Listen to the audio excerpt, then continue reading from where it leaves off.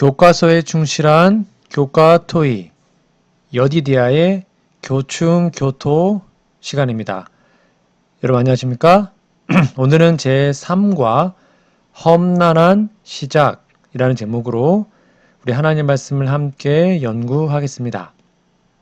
여러분 교과서와 성경책을 미리 펴서 준비해 주시기 바랍니다. 자, 연구 범위입니다.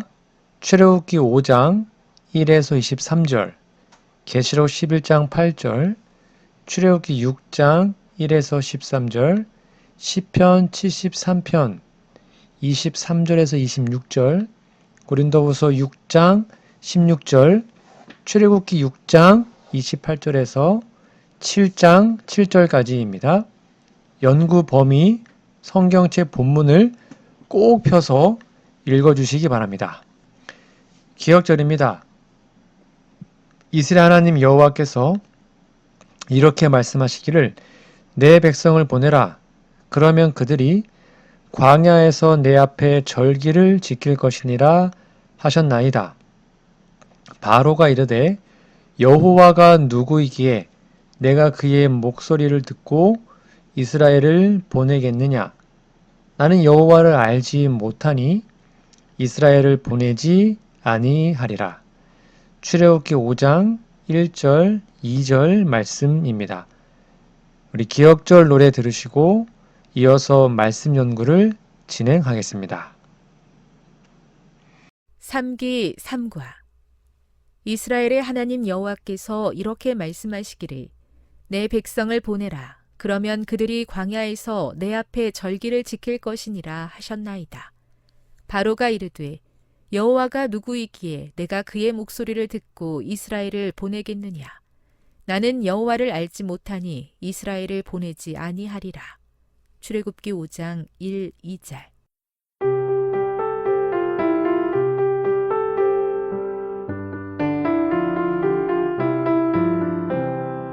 이스라엘의 하나님 여호와께서 이렇게 말씀하시기를 내 백성을 보내라.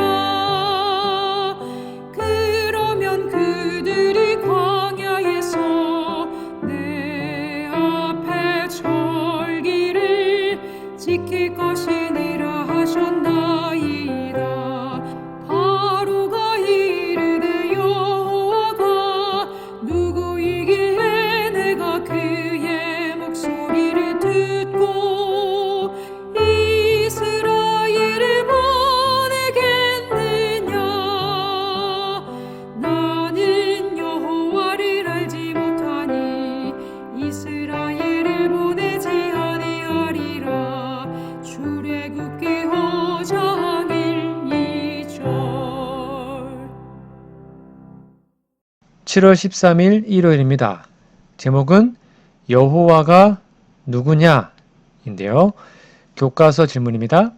내 백성을 보내라는 하나님의 요구에 바로는 어떻게 반응했는가? 출애굽기 5장 1절 2절을 참조하십시오. 바로의 반응은 우리에게 무엇을 알려주는가? 오늘 본문은 모세와 아론이 하나님의 명령을 따라 바로 앞에 나아가 내 백성을 보내라는 요청을 전하는 장면입니다. 이 말씀은 출애굽기의 서사 가운데서도 하나님의 주권과 세상 권세의 충돌을 보여주는 핵심 구절 중 하나인데요. 본문을 요약해 드릴게요. 그 후에 모세와 아론이 바로에게 가서 이르되 이스라엘 하나님 여호와께서 이렇게 말씀하시기를 내 백성을 보내라. 그러면 그들이 광야에서 내 앞에 절기를 지킬 것이다. 바로가 말하죠. 여호와가 누구이기에 내가 그의 목소리를 듣고 이스라엘을 보내겠느냐? 나는 여호와를 알지 못하니 이스라엘을 보내지 아니하리라. 이 바로의 반응을 좀 분석해 볼게요. 첫 번째는 여호와가 누구냐라는 거였습니다. 즉 하나님의 주권을 부정했죠. 무신론입니다. 바로는 모세와 아론이 말하는 여호와를 인정하지 않았습니다. 애굽에는 수많은 신들이 있었고 바로 자신도 신격화되어 있는 존재였죠. 그는 여호와의 존재를 무시하며 그분의 명령에 도전적인 태도로 응답합니다. 우리 재림교회 성경 주석은 이 장면에서 바로가 하나님의 절대적 주권에 대한 무지를 드러냈으며 곧 그 무지로 인해 혹독한 결과를 맞게 되었다라고 주석하고 있습니다. 두 번째는 나는 여호와를 알지 못한다라고 얘기합니다. 즉 영적 무지와 교만의 표현인데요. 바로는 단지 여호와를 처음 들어서 모른다는 의미가 아니고요. 알기를 원하지도 않고 혹 알아도 경외할 이유가 없다고 선언한 겁니다. 이는 오늘날 하나님의 존재와 말씀을 무시하는 세상의 불신과 교만한 태도를 상징하죠. 영감의 글에 보면 바로는 하나님의 뜻을 거부하고 자신의 권세가 더 크다고 여겼다.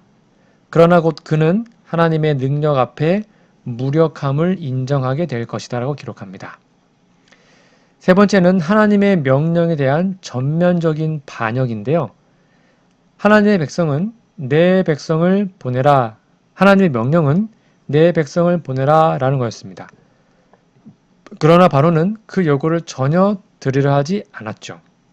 이것은 단지 모세와 아론의 요청이 아니라 하나님의 주권에 대한 정면 반역이었습니다.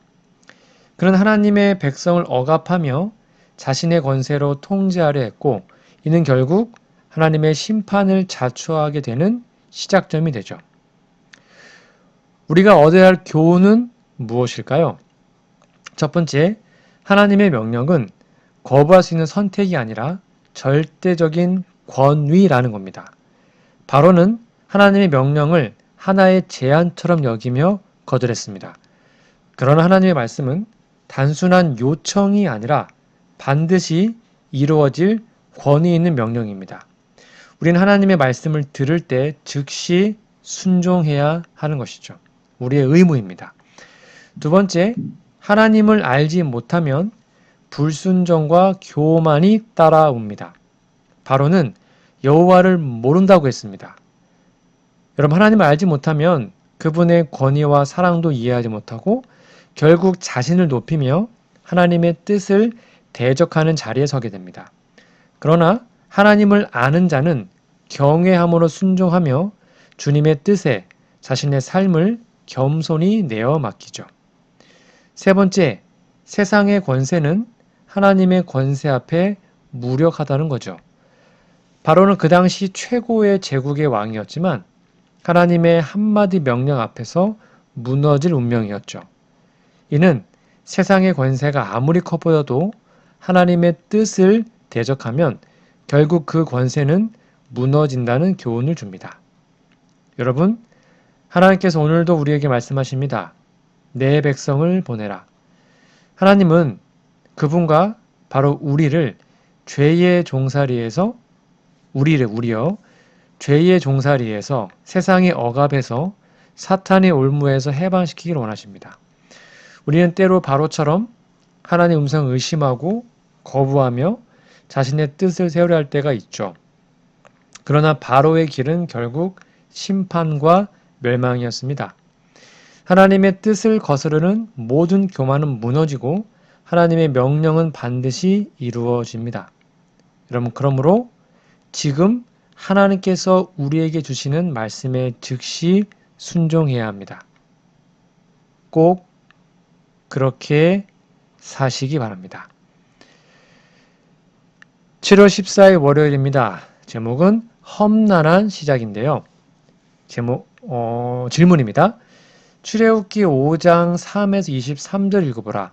모세와 아론이 바로를 처음 만난 직후의 결과는 어떤 것이었는가? 자, 본문을 읽어보시면 모세와 아론이 하나님의 명령을 따라 바로를 처음 찾아가서 히브리 백성을 보내어 광야에서 하나님께 제사를 드리게 해달라고 요청했지만 그 요청이 전혀 받아들여지지 않았을 뿐 아니라 오히려 이스라엘 백성의 고난이 더 심해진 장면이 나옵니다. 이 사건은 하나님의 부르심에 순종할 때 곧바로 좋은 결과가 따르지 않을 수 있음을 보여주는 중요한 본문입니다. 자, 본문 요약을 잠깐 해드릴게요. 5장 3절에 보면 히브리 사람의 하나님이 우리에게 나타났은즉 사흘길쯤 광야로 가서 우리가 좀 제사를 드리겠다. 이 요청은 직접적인 해방 요구가 아니라 그냥 예배를 위한 단기적 출애굽 요청이었습니다. 즉 정중하게 하나님의 뜻을 전한 것이죠. 그러자 출애굽기 5장 4절 9절에 보면 바로가 너희가 게으르다 라고 간주하죠. 이 백성이 이렇게 일이 많은데 너희가 그들로 노동을 쉬게 하려느냐? 바로는 명령을 내려서 벽돌 만드는 짚을 주지 않고 그 숫자는 줄이지 말라고 노동의 고통을 더욱 가중시켰습니다. 그러자 5장 10절부터 보면 백성들이 고난을 당하고 원망을 하죠. 이스라엘 감독들과 백성들은 더 힘든 노동에 내몰리고 벽돌을 거의 채우지 못해서 매를 맞지 않습니까? 그래서 부당하다라고 바로에게 항의했지만 받아들여지지 않았습니다. 결국 모세와 아론을 향해서 백성들이 원망하죠. 여호와께서 너희를 살피시고 판단하기를 원한다. 너희가 바로와 그 신하의 눈에 미움을 받게 해서 그들의 손에 칼을 쥐어 우리를 죽이게 한 거 아니냐. 이러자 22절부터 보면 모세가 낙심하죠. 주여 어찌하여 이 백성이 학대를 당하게 하셨습니까? 어찌하여 나를 보내셨습니까? 라고 하나님의 명령에 순종했음에도 불구하고 더 일이 나빠지니까 혼란스럽고 좌절을 느낀 겁니다. 자, 본문이 주는 교훈이 있죠. 첫 번째입니다. 하나님의 뜻을 따른다고 즉각 눈에 보이는 성공이 보장되는 것은 아니라는 겁니다. 모세는 하나님의 명령에 순종했지만 결과는 즉각적인 해방이 아니라 더 큰 고난이었어요. 이는 오늘날 우리에게도 적용되죠. 하나님의 뜻에 순종할 때 일시적으로 고난이 심해질 수 있어요. 여러분, 그러나 이것은 실패가 아닙니다. 영감의 글에 보면 하나님께서 당신의 백성을 구원하려 하실 때 사탄은 더욱 격렬히 대항하며 그들을 괴롭게 합니다. 그러나 이는 하나님의 능력이 더욱 빛날 기회가 되는 것이죠. 두 번째, 하나님의 약속은 고난을 통하여 성취됩니다. 출애굽은 단숨에 이루어지는 사건이 아니라 하나님의 시간표에 따라 점진적으로 전개되는 구원의 역사입니다. 하나님은 이 과정을 통해 백성의 믿음을 연단하고 모세를 훈련시키며 애굽의 권세를 드러나게 하신 겁니다. 세 번째, 고난 중에도 하나님의 계획은 진행 중입니다. 바로의 억압은 인간적으로 볼 때 실패 같았지만 이 사건은 하나님의 더 큰 구원의 역사를 위한 시작점이었습니다. 하나님은 바로의 완고함을 통해 하나님의 이름과 능력을 온 땅에 알리실 계획을 세우고 계셨죠. 여러분, 우리가 하나님의 뜻에 따라 순종할 때 모든 일이 잘 풀리고 잘 되리라는 보장이 없을 수 있습니다. 때로는 바로처럼 완고한 현실이 앞을 가로막고 백성들처럼 가까운 사람들의 오해와 원망도 받을 수 있죠. 그러나 하나님은 여전히 일하고 계십니다. 모세처럼 낙심될 수도 있지만 그때 우리에게 필요한 것은 믿음의 인내와 하나님의 약속을 붙드는 용기입니다. 하나님은 지금도 우리의 기도를 듣고 계시며 지금도 우리를 통해 이러한 놀라운 역사를 이루시기 위해 준비하고 계심을 기억하시고 하나님의 구원의 손이 언제나 우리와 함께함을 잊지 않는 우리 모두가 되기를 간절히 바랍니다. 밑에 있는 두 번째 질문입니다. 출애굽기 5장 21절을 읽고 모세와 아론을 대면한 사람들의 입장이 되어 생각해보라. 그들은 왜 그런 말을 했겠는가? 자, 21절은 이스라엘 자손의 감독들이 모세와 아론을 만나서 그들에게 분노와 원망의 말을 쏟아내는 장면이죠. 읽어드릴게요. 그들이 모세를 만납니다. 이르되 여호와께서 너희를 살피시고 판단하기를 원하노라. 너희가 바로와 그의 신하들의 눈에 우리를 미운 바가 되게 하고 그들의 손에 칼을 주어 우리를 죽이게 하였도다. 여러분, 그들의 입장에서 좀 볼까요? 첫 번째는 기대가 무너졌어요. 실망감을 가졌습니다. 처음에 그들은 모세와 아론이 하나님의 이름으로 와서 자유를 준다라고 했을 때 아멘으로 받아들였잖아요. 기대했단 말입니다. 그러나 결과는 그 반대였습니다. 바로는 더 큰 억압을 가했고 노동 조건은 악화되었고 백성들은 더 혹독한 고통을 겪었죠.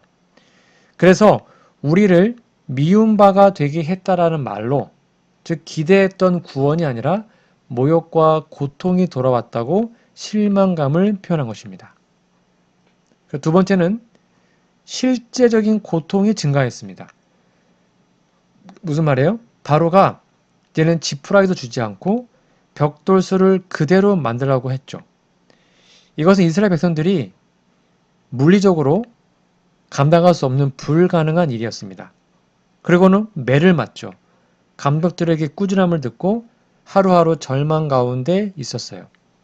즉 그들에게 모세와 아론은 구원의 도구가 아니라 고난의 원인인 것처럼 보인 겁니다.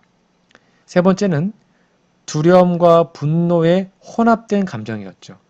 그들의 손에 칼을 주어 우리를 죽게 하였다라는 표현은 이제는 바로가 이스라엘을 향해 폭력적 보복까지 할 수 있다는 공포를 보여준 겁니다. 그러니까 두려움이 커질수록 백성은 가장 가까운 책임자에게 원망을 돌리는 경향이 생기죠. 그것이 모세와 아론이었던 겁니다. 여러분 영감의 글에 보면 이스라엘 백성은 모세를 하나님께서 보내신 자로 믿고 기뻐했으나 고난이 닥치자 곧바로 불신과 원망에 빠졌다. 그들은 하나님께서 그들을 구원하시는 중이라는 더 깊은 뜻을 보지 못하였다라고 기록합니다. 즉 겉으로 드러나는 상황만을 판단의 기준으로 삼은 불신의 결과였다는 것입니다. 어떤 교훈이 있을까요? 첫 번째, 하나님의 역사는 종종 고난의 통로를 지난다는 겁니다.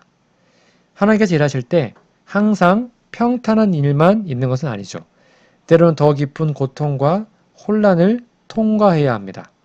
그러나 그것은 하나님의 손이 멈춘 것이 아니라 더 큰 구원을 준비하는 시간입니다. 두 번째, 눈에 보이는 현실보다 하나님의 약속을 붙들어야 합니다. 백성들은 눈앞의 고통만 보았기에 하나님의 계획을 신뢰하지 못했죠. 오늘날도 마찬가지입니다. 우리가 믿음이 흔들릴 때 하나님보다 상황을 더 크게 바라보면 낙심하고 원망하게 됩니다. 그러므로 말씀과 약속의 뿌리를 내려야 합니다. 세 번째, 지도자를 향한 불신은 사탄이 흔히 사용하는 전략입니다. 여러분 모세와 아론은 하나님의 사자였죠. 지도자였습니다. 근데 백성은 그들을 향해 분노를 퍼부었습니다. 교회 안에서도 하나님 일을 하는 지도자들이 때로 오해와 비난의 대상이 될 수 있습니다. 그러나 하나님의 사람을 판단하기 전에 그 뒤에 일하시는 하나님을 바라보아야 합니다. 여러분, 우리는 종종 이스라엘 백성처럼 하나님의 구원이 더디게 느껴질 때 고통 속에서 하나님의 일하심을 의심하고 주의 종들을 원망하며 심지어는 하나님께 불평할 때가 있습니다. 여러분 그러나 기억하세요. 하나님 우리보다 더 멀리 보시며 더 깊이 일하고 계십니다. 지금의 고난은 절망이 아니라 구원을 준비하는 진통임을 꼭 기억하시고 믿음으로 인내하고 나아가는 우리 모두가 되기를 간절히 바랍니다. 7월 15일 화요일입니다. 제목은 나, 여호와 너희 하나님이 라는 제목인데요. 자, 교과서 질문입니다. 출애굽기 5장 22에서 6장 8절까지 읽어보라. 하나님께서 모세에게 어떻게 응답하셨으며 그 응답을 통해 어떤 중요한 신학적 진리가 드러나는가? 자, 오늘 본문 말씀은 이스라엘 백성이 바로의 학대 아래에서 더 큰 고통을 겪자 모세가 낙심하며 하나님께 탄원하고 하나님께서 그에게 응답하시는 장면입니다. 이 본문은 단지 격려의 말씀을 넘어서 하나님의 성품과 구속 사역의 본질을 드러내는 깊은 신학적 진리를 담고 있습니다. 모세가 탄원하죠. 주여 어찌하여 이 백성을 학대를 당하게 하셨습니까? 어찌하여 나를 보내셨습니까? 이렇게 원망합니다. 모세는 하나님의 부르심에 순종했지만 상황이 더 악화된 거예요. 그는 하나님의 약속과 현실 사이에 괴리감에 고통하며 자신의 사명까지 의심합니다. 충분히 인간적인 의문이지만 믿음의 사람도 낙심할 수 있음을 보여주는 정직한 기도이죠. 이때 하나님께서 응답하십니다. 6장 1절부터 하나님의 첫 번째, 하나님의 주권적 능력을 선언하십니다. 6장 1절, 이제 너가 내가 바로에게 행하리를 보겠다라고 선언하시죠. 하나님은 자신의 능력으로 바로를 꺾고 이스라엘을 인도하실 것을 분명히 하십니다. 이제부터 주도권은 인간이 아니라 전적으로 하나님의 손에 있다는 것이죠. 두 번째, 자신의 이름 여호와를 다시 한번 계시하십니다. 6장 2절 3절 나는 여호와라 내가 아브라함과 이삭과 야곱에게 전능의 하나님으로 나타났으나 내 이름을 여호와로는 그에게 알리지 않았다. 자, 하나님은 자신을 여호와, 즉 스스로 있는 자로 다시 계시하십니다. 이 이름은 단순한 호칭이 아니에요. 언약을 이루시는 신실하신 하나님의 성품을 의미합니다. 우리 재림기 주석에도 보면 여호와라는 이름은 언약적 신실함과 구속의 확실성을 포함하는 이름으로 이스라엘에게 새로운 차원의 믿음을 요구했다라고 설명합니다. 세 번째, 언약의 기억인데요. 6장 4절 5절에 보면 내가 가나안 땅을 그들에게 주기로 맹세하였더니 이제 애굽 사람이 종으로 삼은 내 백성의 신음소리를 듣고 내 언약을 기억한다. 하나님은 아브라함과의 언약을 기억하고 계십니다. 이 신음은 단지 고통이 아니라 언약의 성취를 향한 하늘의 움직임을 일으켰던 것이죠. 여러분, 고통은 침묵이 아닌 하나님의 반응을 촉발하는 기도가 됨을 기억해야 합니다. 네 번째는 내가 할 것이다 라는 7가지의 약속을 하십니다. 6장 6에서 8절에 보면 7가지의 강력한 구속적 선언을 하십니다. 잘 보십시오.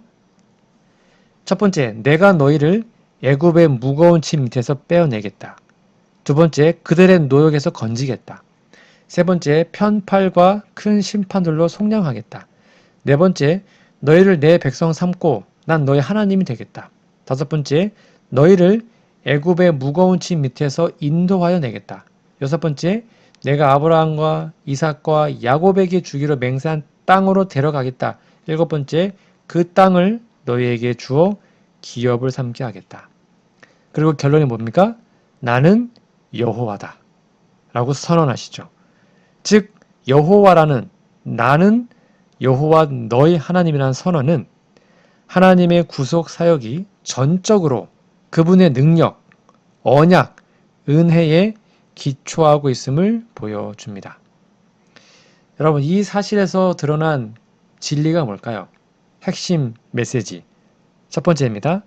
여호와 하나님은 언약을 기억하시는 구속자 언약주입니다. 하나님은 단지 고난을 보다가 반응하는 것이 아니라 이미 언약 가운데 계획된 구속의 역사를 성취하고 계셨습니다.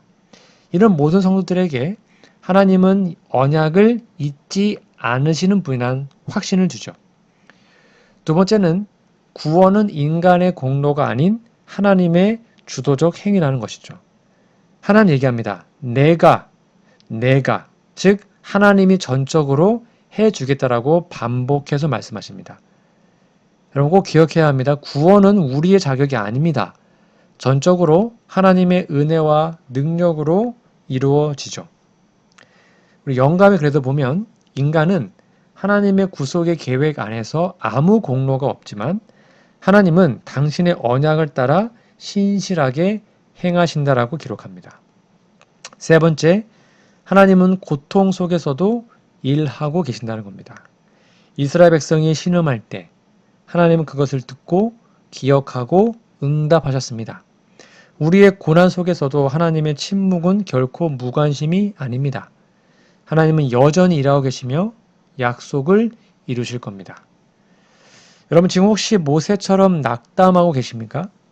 기도했지만 변화되지 않는 현실, 순종했지만 오히려 더 어려워진 상황 속에서 하나님 어디 계신가 의문이 드십니까?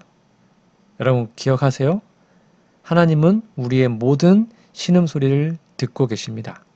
그분은 나는 여호와다, 너희 하나님이다, 너희의 언약주다 라고 선언하시며 그분의 삶 속에서 구원의 역사를 우리를 통해 이루어 주십니다. 여러분, 하나님의 일하심은 인간의 눈에 보이는 시기보다 깊고 정확하고 신실함을 기억하시고 그 언약이 우리의 삶에 반드시 성취되어서 우리도 하나님의 백성으로 구원받게 되는, 그리고 구원을 받을 수 있음을 믿는 우리 모두가 되기를 간절히 바랍니다. 7월 16일 수요일입니다. 제목은 할례 받지 않은 입술. 자, 교과서 질문입니다. 출애굽기 6장 9에서 13절 읽어보라. 그 다음에는 어떤 일이 일어났으며 이 이야기에서 우리가 경험하는 실망과 투쟁의 때에 대한 어떤 교훈을 얻을 수 있는가? 자, 오늘 본문은 하나님께서 모세에게 주신 위대한 구속의 약속 이후에 모세가 그것을 이스라엘 백성에게 전하지만 그들이 듣지 않는 장면에서 시작됩니다. 이 장면은 신앙의 여정에서 우리가 겪는 실망과 낙심의 현실, 그리고 그 가운데 하나님께서 어떻게 일하시는지를 깊이 있게 보여줍니다. 자, 본문을 좀 요약해 드릴게요. 이스라엘 자손이 거절하죠. 6장 9절입니다. 모세가 또 전하자 그들의 마음이 상합니다. 가혹한 노역으로 말미암아 모세의 말을 듣지 않았죠. 여러분, 하나님의 약속은 놀라운 위로와 구원의 메시지였지만 백성이 듣지 않았습니다. 왜요? 마음이 이미 고통과 절망으로 닫혀 있었기 때문이죠. 무슨 말입니까? 심리적, 영적 소진, 우리 마음의 고민과 낙담과 영적으로 탈진해 있으면 하나님의 말씀이 들리지 않아요. 10절부터 보시면 모세가 다시 두려움을 나타냅니다. 보소서, 하나님께 와서 말하는 거예요.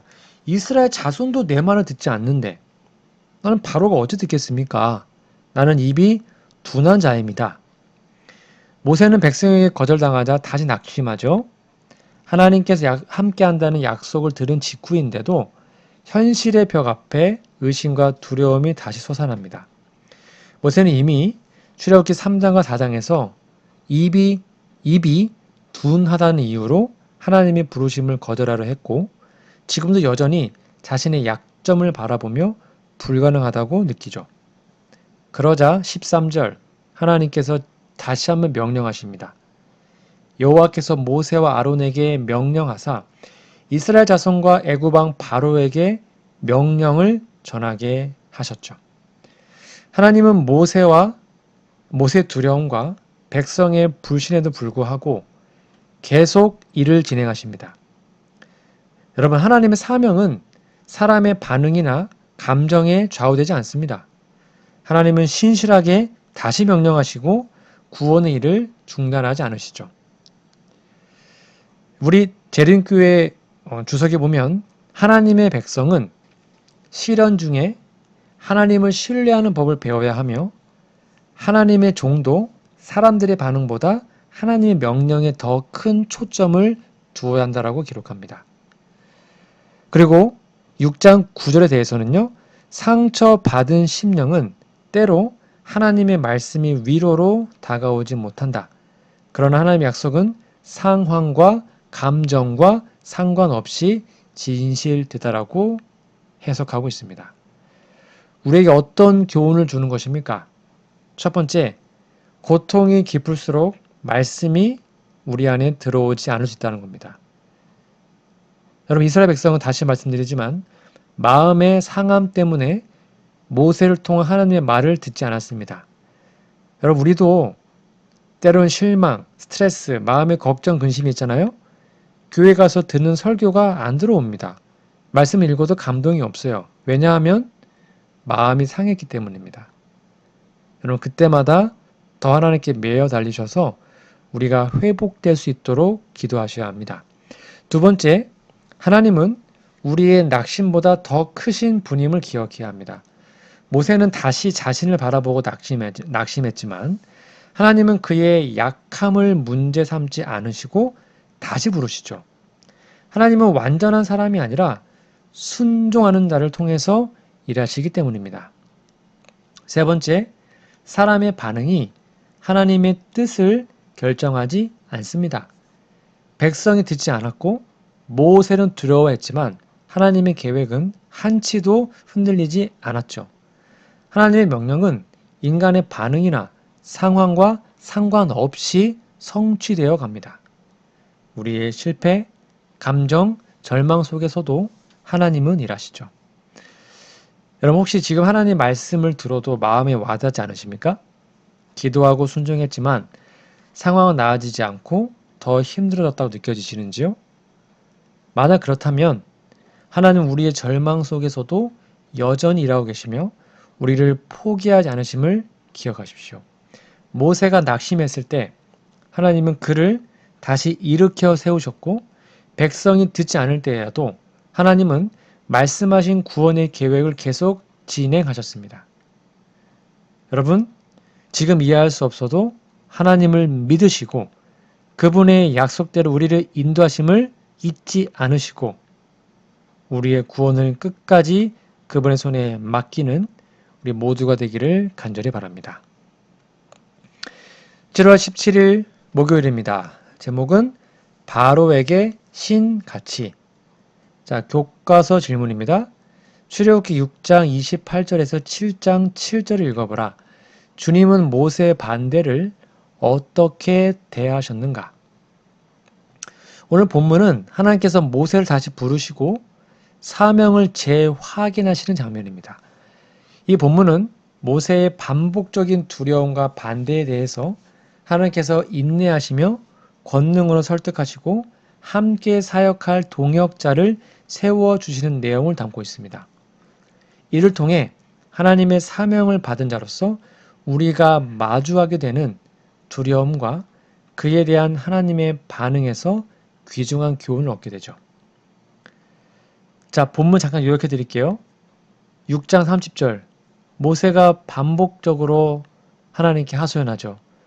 하나님, 나는 입이 둔한 자입니다. 바로 어찌 내 말을 듣겠습니까? 모세는 이미 출애굽기 4장에서도 자신의 언변의 부족을 설명하고 사명을 거절했죠. 근데 지금 백성도 듣지 않고 바로가 강경하게 나오니까 또다시 두려움을 표현한 것입니다. 모세는 현실을 바라보고 자신의 무능함과 무가침에 대해서 집중하고 있었던 것입니다. 7장 1절 2절 보면 하나님의 인내와 주권적 지시가 나옵니다. 여호와께서 모세에게 말씀하시죠. 보라, 내가 너를 바로에게 신과 같이 되게 하겠다. 내 영 아론은 너의 대언자가 되게 하겠다. 하나님은 모세의 약점을 탓하지 않으시고 더 명확하고 강력하게 그의 위치를 재확인하십니다. 신과 같이 되게 하겠다는 표현은 모세가 바로 앞에서 하나님의 대리자, 하나님의 대표자로서 엄청난 권한을 부여받았다는 것을 뜻하고 있죠. 그리고 아론은 모세의 대언자입니다. 무슨 말이에요? 하나님께서 모세에게 말씀하시면 모세는 그 말을 아론에게 전하면 아론이 대신 말한 겁니다. 재림교회 주석은 이 구절을 설명하면서 하나님은 모세의 인격과 능력이 아니라 자신의 권능과 계획에 따라 그를 세우셨다라고 기록하고 있습니다. 세 번째는 하나님의 예고와 주도권인데요. 7장 3절에서 5절에 보면 하나님은 앞으로 일어날 일을 미리 예고하시죠. 뭐라고 예고하십니까? 바로가 마음이 강팍할 거다. 하나님 많은 이적과 기사로 애굽의 자신의 능력을 보여줄 거다. 애굽 사람들 결국 여호와가 하나님인 줄을 알게 될 거다. 이 말씀을 통해 하나님은 단지 모세의 두려움을 넘어서 더 큰 구속의 드라마를 펼치실 것임을 보여주고 있습니다.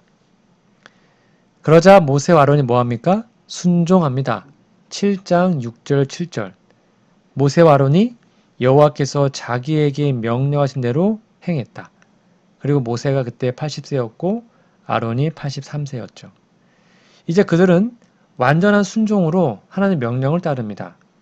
모세의 반대와 두려움은 여전히 있었지만 하나님의 신실하신 응답과 권능 앞에 믿음으로 반응하기 시작했던 것이죠.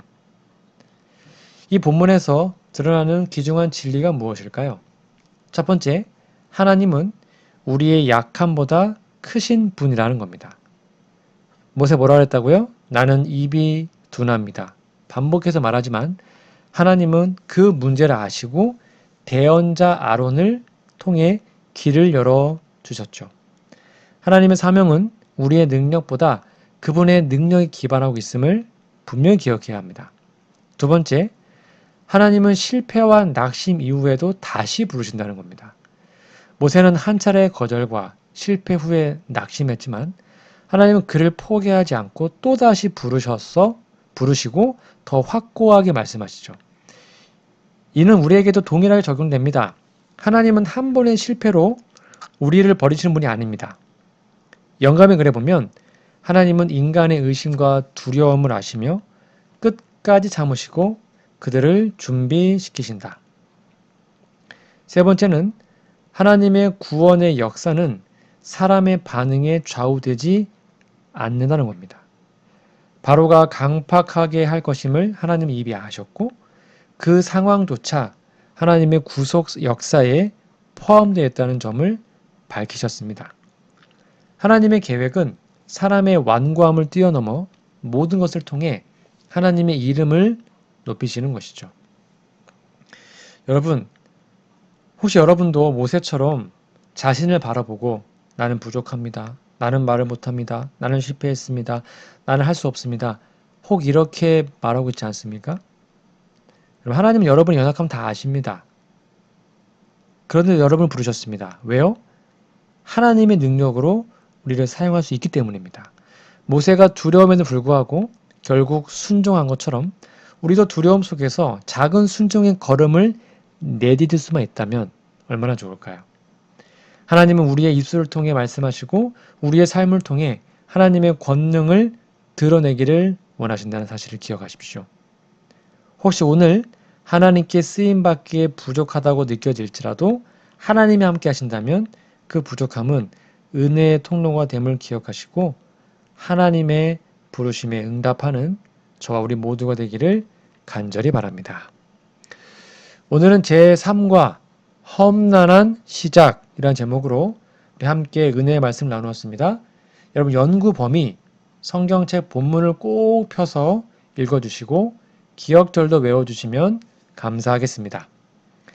다음 주에는요 제4과 애굽에 내린 재앙이라는 제목으로 우리의 말씀을 연구하겠습니다. 우리 다음 주까지 건강하시고 우리 기도하고 오늘 공부를 마치겠습니다. 하늘에 계신 아버지, 세상이 모르는 여호와 이름을 아는 믿음을 주셔서 감사합니다. 그 이름을 아는 것이 영생인 것을 알려주셔서 감사합니다. 비록 우리가 이 땅에서 혼란과 어려움을 경험하지만 예수님의 이름을 힘입어 담대할 수 있도록 도와주시옵소서. 하나님 일을 하면서도 원치 않은 오해와 갈등으로 어려움을 겪는 종들에게 자비와 은총을 베풀어 주시옵소서. 시험과 어려움이 있어도 주님을 굳게 의지하게 도와주시고 주께서 선하신 뜻대로 이끄실 것을 신뢰하도록 힘과 용기를 주옵소서. 시험이 다가올 때 어려움이 커지고 주님마저 도와주시지 않는 것처럼 느낄 때가 있습니다. 그럼에도 우리는 주께서 역사하시고 일하심을 볼 것이라고 바라며 믿습니다. 어려움 가운데 우리를 붙잡아 주시며 믿음으로 서게 도와주시옵소서. 우리의 입술을 지켜주셔서 입술을 열 때 믿음을 이야기할 수 있도록 도와주시옵소서. 우리는 때때로 하나님을 불신하며 나도 모르게 원망하기 쉬운 연약한 사람입니다. 연약한 믿음을 붙잡아 주시고 하나님을 굳게 의지하게 도와주시옵소서. 모세를 다독이시고 갈 길을 가게 하시는 주님의 자비에 감사드립니다. 모세의 상황과 다르지만 우리도 사소한 일로 변명하고 다른 길을 찾기도 합니다. 우리를 부르시고 갈 길을 가리키는 하나님의 음성을 듣고 따를 수 있게 도와주시옵기를 예수님의 이름으로 간절히 기도합니다. 아멘.